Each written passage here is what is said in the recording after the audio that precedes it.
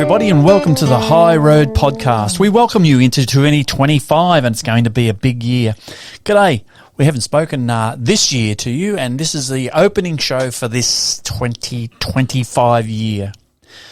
You can find us on Facebook and Instagram and on X, and at our website at AMEDMEN.com, AIMEDMEN.com, and we'd love to hear from you. If you've got any suggestions of where you think we should take the show in 2025, we'd love to hear it. And we're open to a chat anytime.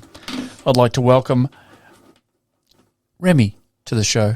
Hello, mate. Hello, how we doing? It's been a while, hasn't it? Good. Yeah, it has been a while. It has been a little bit while. You've been busy, haven't you? Yeah, it's been busy. I was looking for work, and just when you didn't have any, you got heaps. Yeah, well, that's usually how it goes, really, isn't it? It's never. It never rains, it pours. Yeah, and when it rains, it pours? Yes, that's right. When it rains, it pours. And yeah, you had that experience, yeah. Yeah, but I'm back, and it honestly feels good because it's been a couple of months. Yep. And you've had some really cool guests on previously. We have done some really interesting stuff whilst in your absence, and we did some solo stuff as well.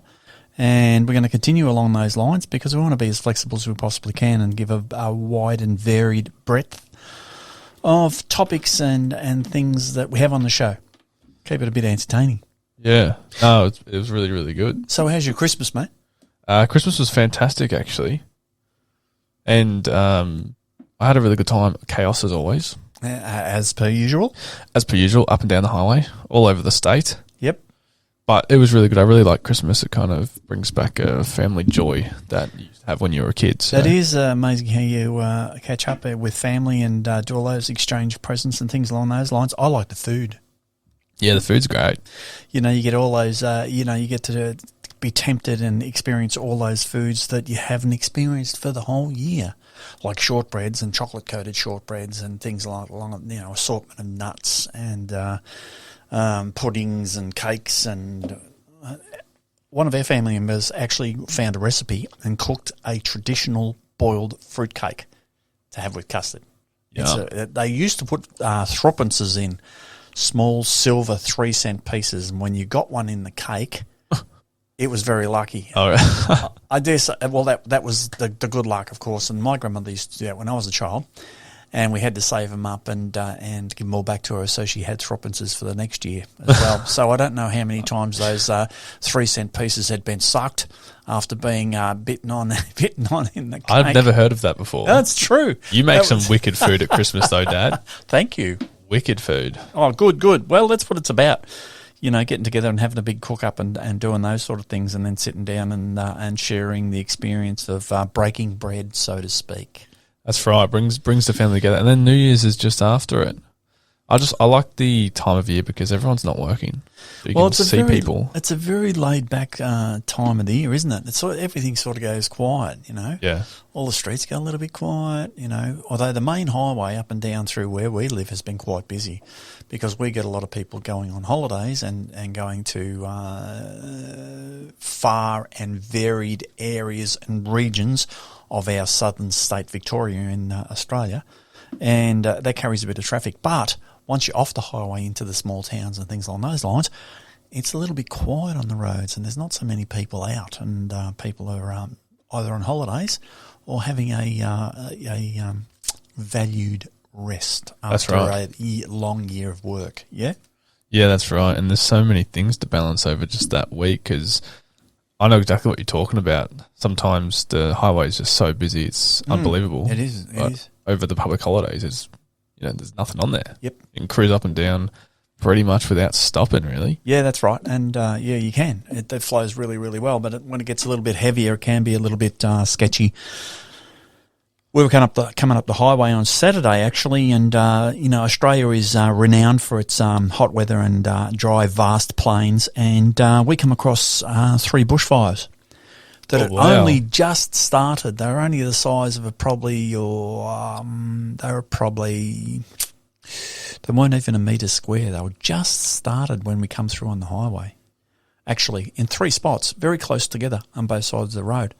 And so we got onto 000, which is our emergency number, immediately, and rang 000 and informed the fire brigade and the authorities actually what was going on, exactly where it was, and they dispatched fire trucks, and they ended up putting the fire out. But they had to block the highway after we come through for about an hour and a half while they got that under control. And it was rapidly starting to catch hold. Right on the side of the road where the bitumen stopped, the fire had started. So it was how? I don't know.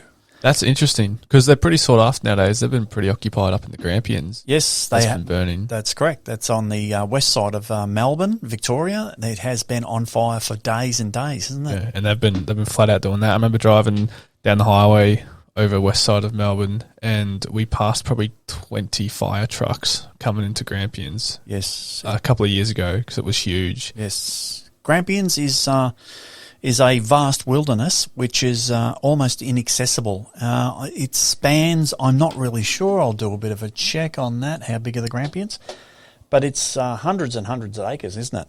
Oh, it's huge. And it is subject to annual fires, and it poses a big problem. But the coordinated efforts by the Country Fire Authority has got mechanisms in place that they get out there and fight the fires on a regular basis. It says here that the Grampians National Park is 1,600 kilometres squared. 1,600 square kilometres. Yep. I didn't know it was that big. Really? Yeah. Wow. There you go, ladies and gentlemen. The Grampians, it's the state national park, is 1,600 square kilometres big. And it has an elevation of 1,100 metres. Yeah, right. That's right, because there's big mountain ranges you can climb and view. It's a beautiful view up there. But it's all wilderness. It's untouched, really. There is walking tracks through it, but largely you can get lost up there and never come back again. Yeah. So that's how big it is, and that's in the west of Victoria, and it is subject to fires either by spontaneous combustion or lightning strike. And once the fire takes hold, it's very, very difficult to put out. So it's regular. It's a regular annual event that they have fires in the Grampian State Forest.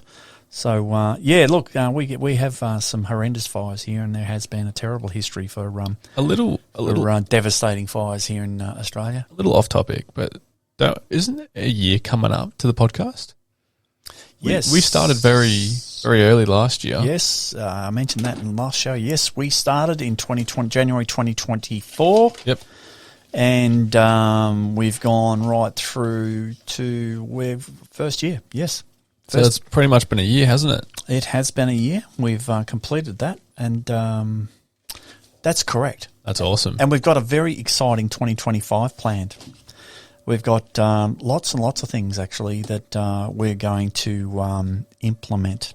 The High Road podcast is going to have a focus on human behaviour, of course, as we normally do, and we're going to have a series of shows that explore the famous psychological experiments conducted over the past 60 to 70 years. Some of those experiments are going to be the Milgram experiment, which was a very interesting foray into human behaviour and how people perceive people who are dressed or imply they are figures of authority.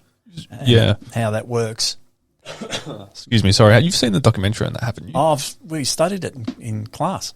Yeah, that was a really, really interesting one. I can't wait to get into that. Remember when they built the electric electrocution machine? That's right, they did. That's right. And they got participants to come in, and there was an actor that was getting electrocuted and things like that. We're going to explore that and have a look at the outcomes and the findings from that experiment. Another experiment we're going to do is the Stanford prison experiment again, where they got a Dr. Professor Zimbardo, was it? Professor or Doctor? Dr. Zimbardo.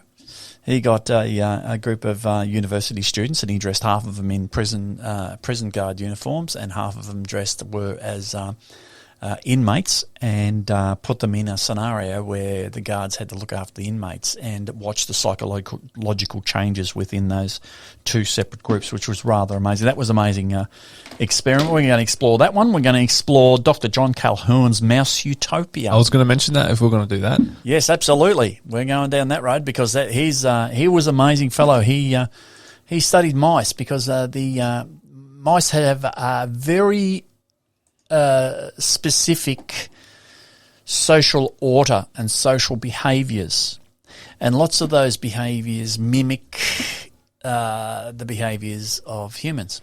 So there's a lot of similarities in the behaviours of mice and their social order and social construct. And Dr. John Calhoun, he did experiments with great colonies of mice, starting off with, I think it was four pairs.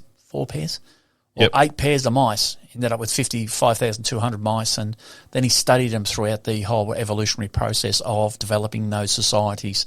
Then he documented it and wrote reports on it, and it had implications for us as a society as well. That's really interesting because I think a rat's brain is very chemically similar to a human's one in terms of function and structure. Yes, correct. So it can be taken very seriously, and I guess relative to who we are. Yes. That's right, and he did that for the National Institute of Mental Health Laboratory of Psychology. So that we're going to go down that. I was going to say rabbit hole. We could call it a mouse hole, really. Mouse couldn't we? hole. We're going to go have a look at that. We're going to have a look at Harry Harlow's the importance of human contact. Remember the studies we did where he got the baby chimpanzees and separated them from their mothers. Yep. And didn't allow them to have any contact. Remember that? That was really cruel. That footage was really... Yeah, there's been some really unethical experiments last century. Absolutely, and we'll be discussing ethics and how that has evolved over the period of time too. You can't... All these experiments that we're speaking about wouldn't be allowed to be conducted today because they are unethical, and the basis of there has to be malfeasance with experiments, like no harm to be done to anybody as a result of the experiment. For example, you can't say get a person to sit down and smoke 100 cartons of cigarettes and see what happens to them. That's unethical. Yep. So if it's going to be causing an injury or damage to somebody or something, it's not allowed to proceed. And there's a lot of ethical boards around that scientists have to make application to those boards before conducting the experiment to make sure it is ethical. Thank goodness, because there's been some horrible experiments. Oh, absolutely horrific ones. The prison one's a perfect example. So yes, and so was I forget the name. You might be able to look this one up. There was the African American communities in America in the early 60s, and they were given syphilis. They were induced syphilis medically, and experimented on and promised that they'd have free medical intervention for the rest of their lives and free education. And they never give it to them, and they never give them the cure either. They let them continue until they started to die. Is this 600 African American men from a county in Alabama? Correct. Sorry. Yep, correct. And they were enlisted to partake in a scientific experiment on syphilis. Correct, that's it. And they didn't collect informed consent from the participants. Is that correct? And they withheld cures, and a lot of people died out of that. And they weren't giving the free medical insurance that they were promised or payments. They were just studied like lab rats. This is a horrible experiment. Yeah, what's it called? It's got a name. I forget the name. Forgive me if I get this wrong. Tuskegee syphilis study? Yeah, what's it called? Tuskegee? Tuskegee? Spell it out, mate. Tuskegee.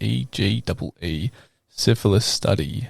Yep, Tuskegee. Between 1932 and 1972 by the United States Public Health Service and the Centers for Disease Control and Prevention on a group of nearly 400 African American men with syphilis. The purpose of the study was to observe the effects of the disease when untreated, though by the end of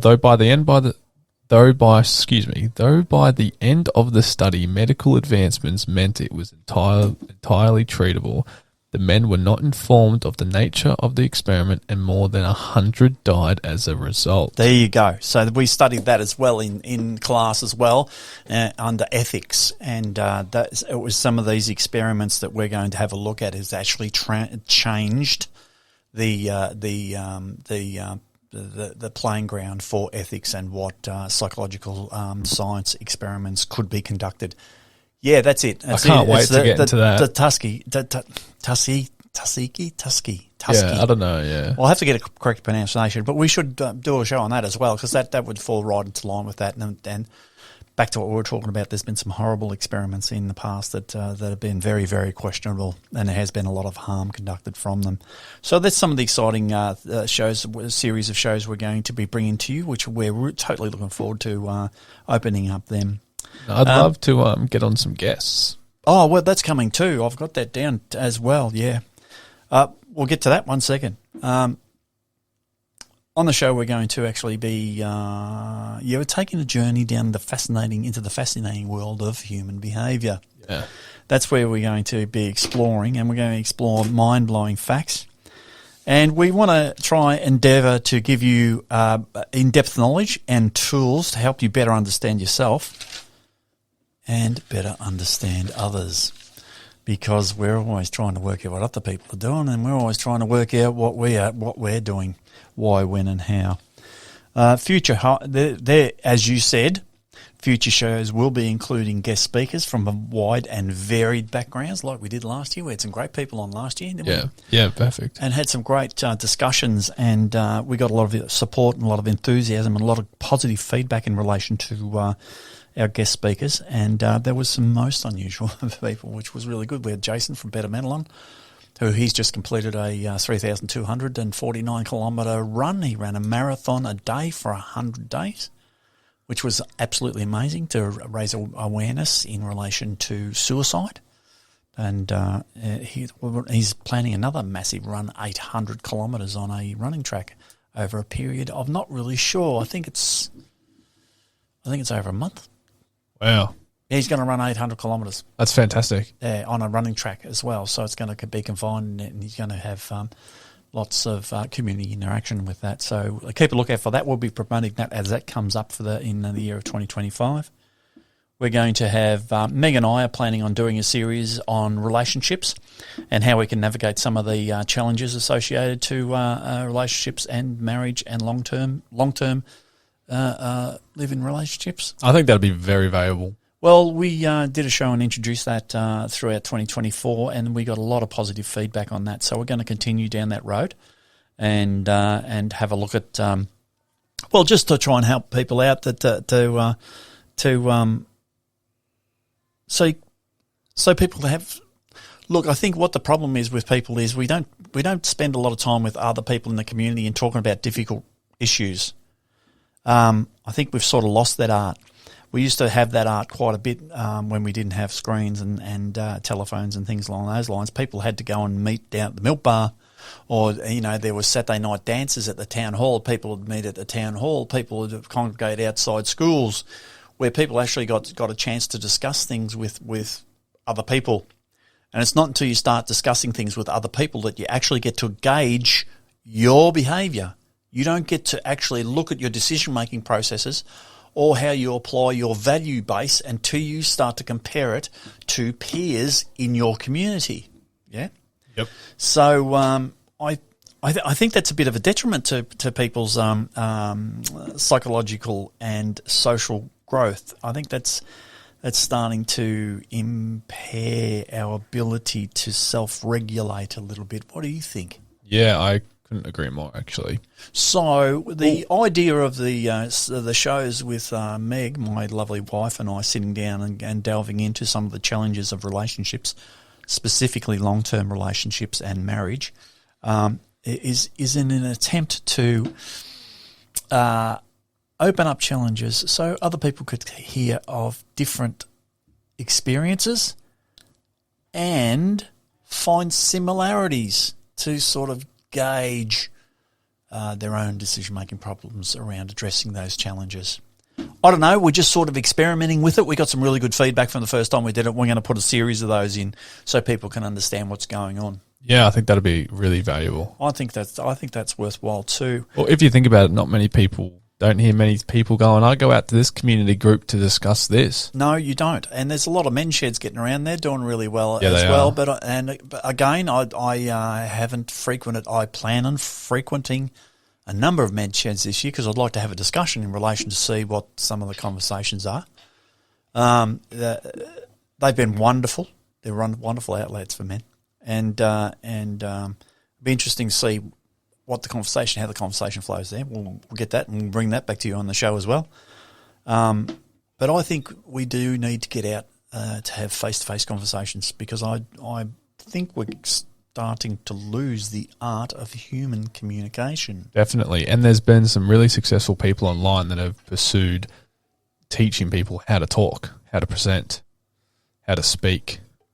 Well, I'd like to go down that road with A.M.E.N Motivational Empowerment Network as well and start to look at education presentations around that as well because I think people are struggling with we spend so much time in front of screens that our human interaction, I think we're starting to develop social behaviours that have a deficit in picking up fine non-verbal communication cues. Yeah. So we might be listening to words, but we're not matching up those fine micro body language cues to what the discussion is, and we're getting offended too quick and all of it. Well, so there's too many snowflakes getting around society. well, this is what I mean. This is where the deficit I think is starting to come into it. Or that we're not we're not relating properly in our human communication processes, and things are being taken out of context and things, and particularly this is very, very evident in text format. Right, people are texting to each other quite a bit. Right, like even on the couch, people be sitting on the same couch, texting to each other. Right, now in text, it's very easy to lose the substance of a joke. Humour doesn't go over very well with a text. Right? And it can be taken out of context very quickly.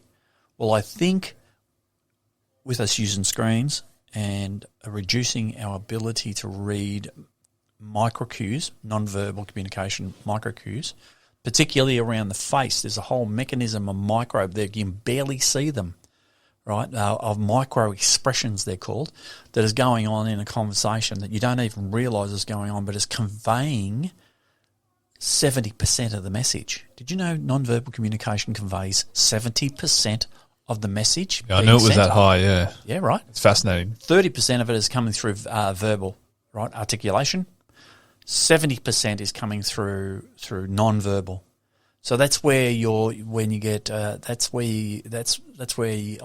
think that's where you pick up that intuition. Yeah, you'd be walking down the street and bump into somebody, g'day, and how you going? You have a conversation, you walk away, you go, I don't know about that bloke, right? I don't know about that. When you get that feeling, I'm pretty convinced that you're picking up a message from that non-verbal communication mechanism. Yeah. That something's not right? The articulation, the verbal isn't matching the non-verbal. That's where your intuition kicks in and that you walk away going, I don't know about that. So the next time you bump into that person down the street again, have another conversation, that's either reinforced and you'll never speak to them again, or it'll be dispelled, your trust will grow, and then you'll develop a relationship, yeah, that's whatever shape that's going to take on. And it's very, very important. Well, we want to look at that sort of stuff going forward because I think that's going to be a fascinating aspect to psychological science, and I think it should be should formulate some very serious psychological investigation moving forward because that may have to be addressed. I think screens and non-verbal behaviour and behaviours online is a topic we should do. No, I think that's a great idea. I'm a strong believer that visualisation enables behaviours from the dark personality triad, psychopathy, Machiavellianism, narcissism, and sadism, is it? Sadism, yeah. Sadism, yep. Yeah. Yep, I think that's very true. Visualisation enables psychopathy, which is very, very interesting because people jump online and then there's no consequences. Yep, correct. If you go up to someone and yell in their face, call them names, there's consequences to that. Yep. But if you do it online underneath like an X post or something, there's no consequences. So it enables that side of you because you can get away from it. That's why when when someone cuts you off in the car, you go, oh, you yell these things, idiot, all these, whatever the case might be. But in person, if they cut you in line or does something, you're not going to yell at them like you do in a car. That's correct. They're not there because there's no consequence. That's correct. Same thing happens online. Because there's a different a personal dynamic that sets up with your own, because each of us has what's called a personal barrier around us. If someone steps into that barrier a bit too close to you, when someone's coming, they're almost touching you, you get a bit stranger, you get uncomfortable. Yep. That's called your personal, intimate, territorial zone. That's what it's called, right? So you'll feel it. Anyone can do it. Once they step into that, you sort of you flinch a bit. They're a bit close. It's too right. When they step back, take one step back, or say an arm's length back, you start to relax again. You can feel that. You can feel that anxiety rise and fall within you when you do that experiment. In cars, once we get behind that wheel, we start moving. Right, we extend our intimate territorial zone to your motor vehicle. About the same, about an arm length away. So when someone comes in the car park, they come too close to your car, people naturally will go, you get away from my car, right? Yeah. Well, that's your intimate territorial zone is readjusted once you got into a motor vehicle to encompass the motor vehicle. So it's like a part of you, like a part of your anatomy, your being. That's fascinating. That's been studied before, and we will have a look at nonverbal communication because it's a fascinating area of discovery. Yeah, I know I've read a number of Alan Pearce's books. He is a fellow who has studied and written about body language and nonverbal communication, who's quite famous. He lives and has lived all his life, I think, on the Gold Coast in Australia, and he's world renowned. Him and his wife have broken some real ground in nonverbal communication. He also teaches it to businesses and corporations as well.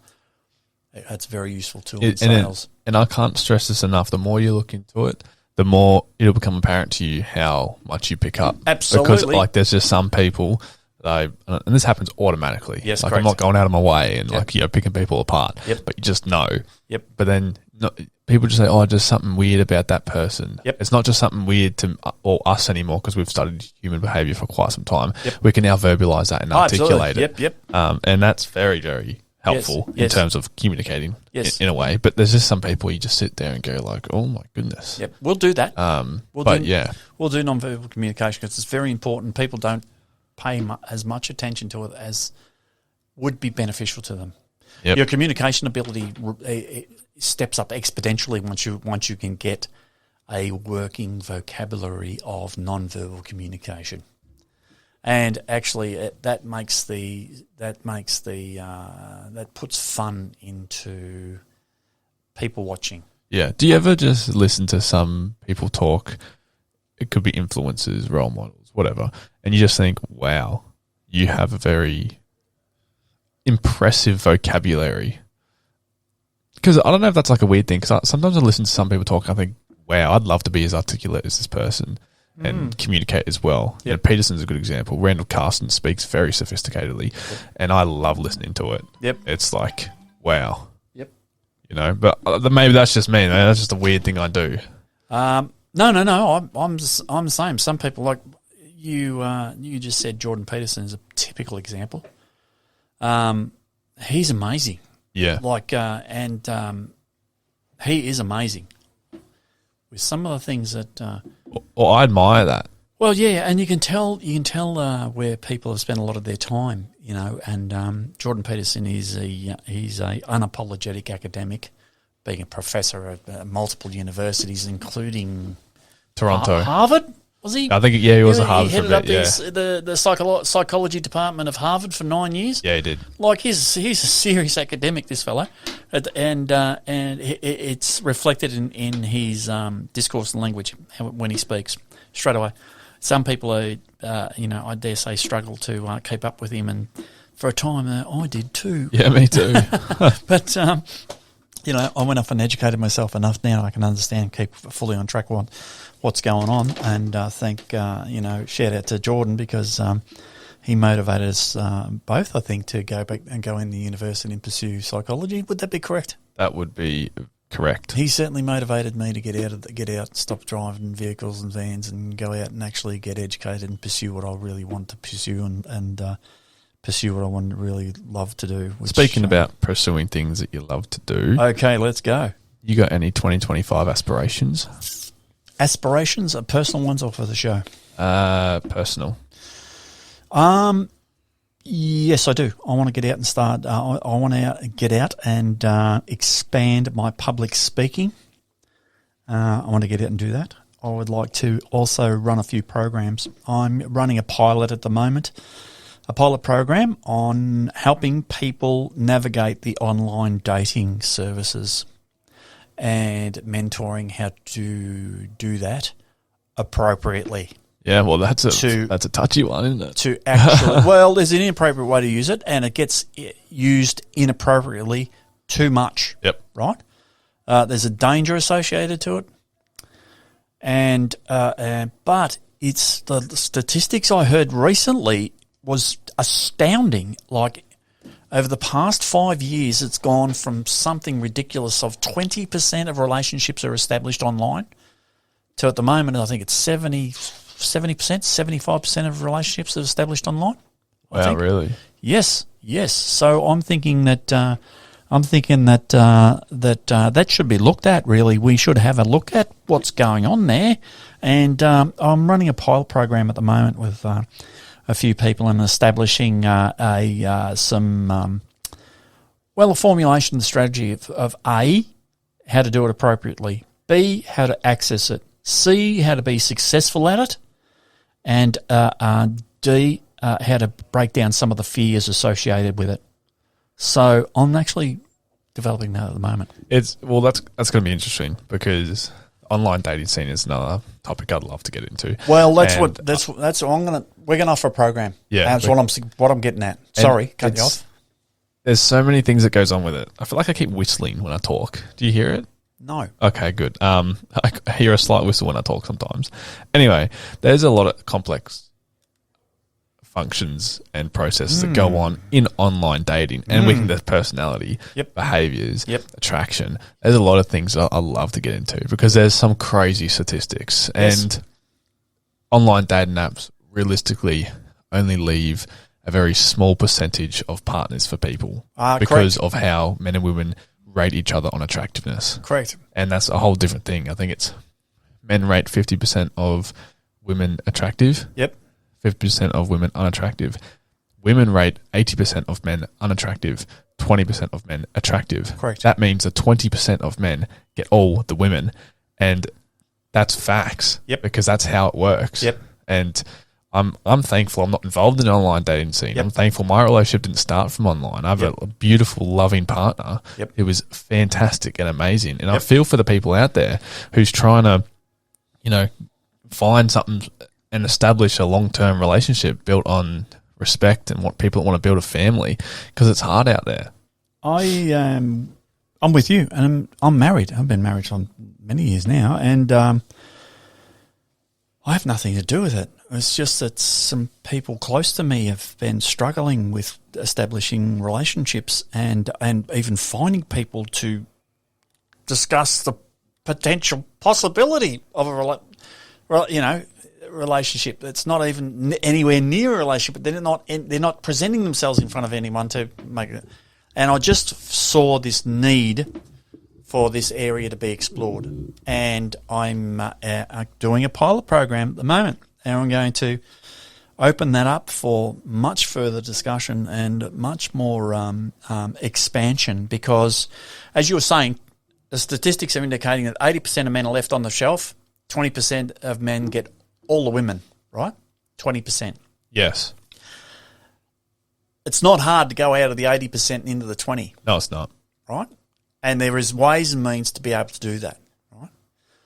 One of the important ingredients is authenticity, right?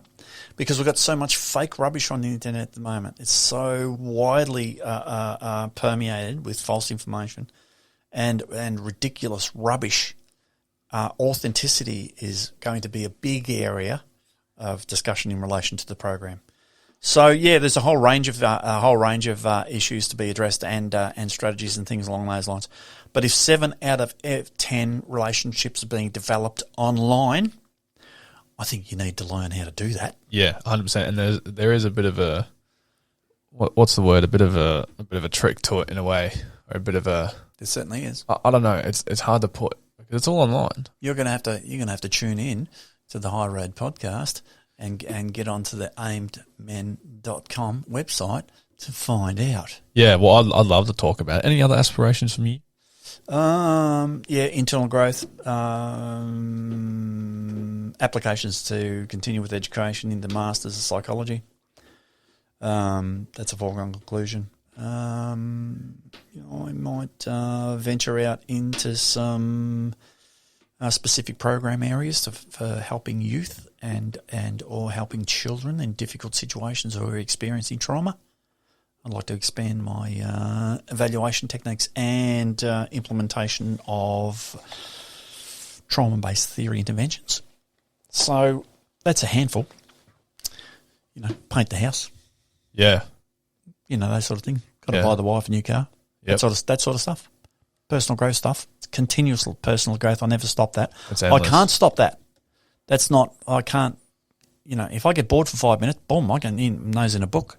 Yeah. I just can't help it. So, I know that's good or bad. It might be a bit excessive, but I don't care. But yeah, that's. What about you? There's a few on the table. Personal growth is a massive one. Yep. I still want to maintain some sort of cash flow because I want to go overseas. Yep. And I want to do things. I have Yes. plans with my partner. We want to travel. We Yep. want to, Yep. potentially look at places to rent. Yep. We got heaps of stuff on the table because I'm 25 this year, and my life's going to start taking off very shortly. And Very shortly. I reckon I would have taken off already. yeah, well, that too. But in terms of standing on my own 2 feet fully and stepping into my roles and my relationship and all that, I really want to push new boundaries and push new goals. Oh, great. And through that is, moving out with my brothers and stand on my own 2 feet and stuff. But, that all comes later on. But I am looking down a bit of a tunnel in terms of milestones and whatnot. And one of them would be getting some permanent cash flow. Permanent cash flow, that's not the right word. Reliable cash flow. Building on some side hustles. Building on this. Personal growth. I want to read some books. I want to do a bit more meditation and maintain my spiritual side of who I am. Yeah, that goes without saying. Yeah, you're right. I take that very seriously because we get sidetracked a lot. Yes. That's sorry. I should have added that as well. That's very, very important to continue your spiritual aspirations and setting spiritual goals. Absolutely, because there's got to be a reason why we do this. Yeah, that's right. And people always forget. Yes. What's your goal to this? What's your material goal? What's your financial goal? Yes. What's your spiritual goal? Yes. I want to ever ask that question. Yes. So I have some spiritual goals. I want to maintain my spiritual side because that really calms me. It really puts my head into some perspective. And, life's going to come up with its challenges and you got to be well prepared to deal with them as best as you can. Yes. And so maintaining that spiritual side really helped me ever since I was 15 when I started, in a way. Yeah, it potentially led me to where I am today. Actually, it did lead me to where I am today. That's I can't deny that at all, actually, because every time I meditate, you never know how the day's going to go. No, you don't, but it gives you a calm start to start from. I really enjoy meditation as well. There was a famous fellow who I spoke to, and he's a presenter. He wrote a book called The Power of Passion. His name is Charles Coves. Lovely fella. He was saying that part of your daily goal was part of your goal setting mechanism was to set spiritual goals. Yeah, that's right. He said he said there was 3 goals. I can't remember exactly what he said. It was something like along the lines of there was 3 goals to set. One was for your continuing education. That was one for your material goals, and one was for your spiritual goals. Was that passionate people produce? Self-awareness and passion and quest. Okay, that's it. Yep. Sorry, I'm getting confused between books now. Yeah, that's his. I'm pretty sure he's written a couple of books. He's a really good presenter, actually. He's a really nice fellow to chat to. Right? Yeah. He calls himself Australia's passion provocateur. Yeah. Anyway, moving on to some other aspirations. I want to go overseas. That is, I want to be out of this country at some point this year. Yep. I'm hoping I can achieve that, and I want to take my partner. Yep. We want to go to Japan or Vietnam. Nice. Vietnam or Cambodia, do the Hai Jun Loop. Yep. In Vietnam. Yep. Do Koh Rong, do Siem Reap, all that stuff. That'd be nice. awesome. Yeah, nice. Siem Reap's great. Hai Jun Loop that's in Vietnam, and Cambodia's got the Angkor Wat. I want to go see that. Angkor Wat up in the north. Yep, that's fantastic. So that's great. There's a few things on the list in 2025, a year of opportunity, as every year is. Indeed, every year is a year of opportunity, and 2025 is no less. So yeah, those are just some of my aspirations. Obviously, I would love to. I'm going to apply for masters every year. I want to see if I can get in. It's very competitive, very difficult. Yes, it is. But I'm going to keep trying. I've tried this year. Haven't heard back yet, but I'll keep trying. I want to do my masters. Want to continue educating myself, and I wouldn't mind attending one motivation talk every year. One's not enough. I'd like to do 1 month. It's hard to get to them sometimes. It's very hard, but yes. Not many. I'm going to do that as well. Not many people come out to Australia.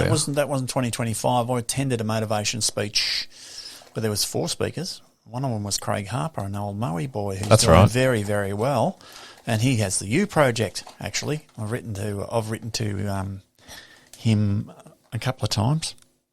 Shout out to Craig. Craig does a great job. He's great. I've been a dedicated fan of the U Project for quite some time.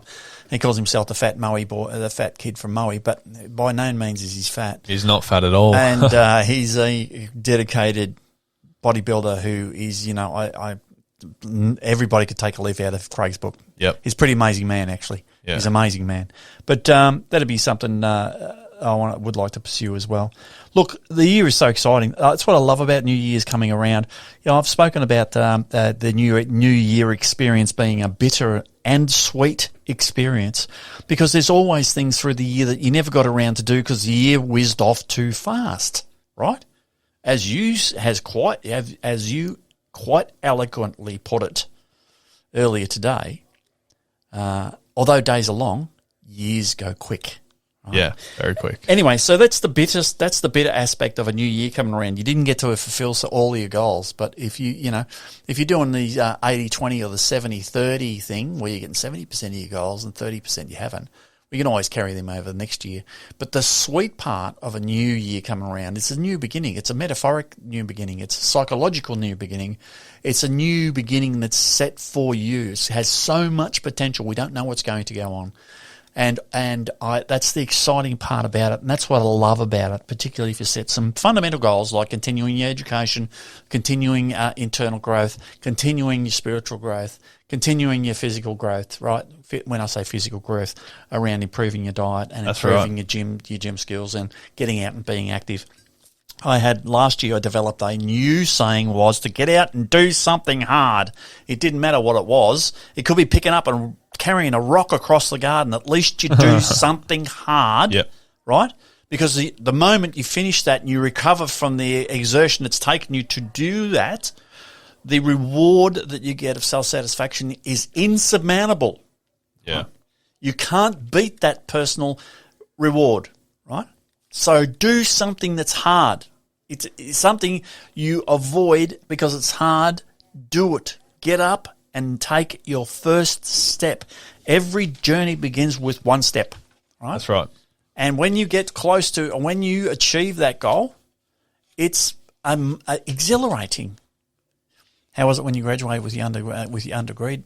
Undergraduate degree. I don't know. It was awesome. I actually couldn't really believe it. 3 years had gone so fast. We had so much fun. Yeah, right. It was a bit of a bittersweet moment. I was like, Correct. this is sad that it's over, but I'm now qualified.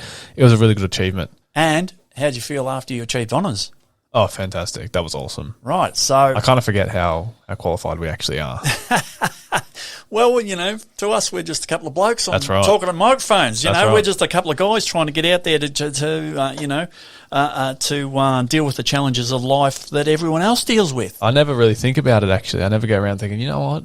No. I got 2 degrees. You know what I mean? That's it's just kind of whatever. Yeah, that's right. Yeah, that's right. It's just water off a duck's back, really. And it's back to normal challenges. So keep an eye out for us and what's going to happen, because it's an exciting year. I'm really excited about it.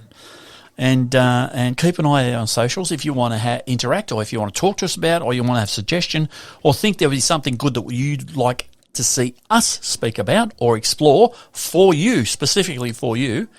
Get in touch. Get on Facebook, get on X, get on Insta, send us a message, get on the website.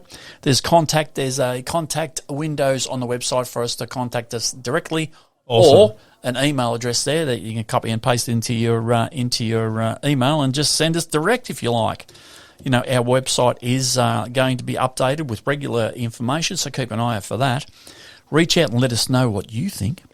We're totally looking forward to unpacking an exciting 2025. It's going to be great, mate. It's going to be really, really good. What do you think? Yeah, it's fantastic. And there's so many things I want to do.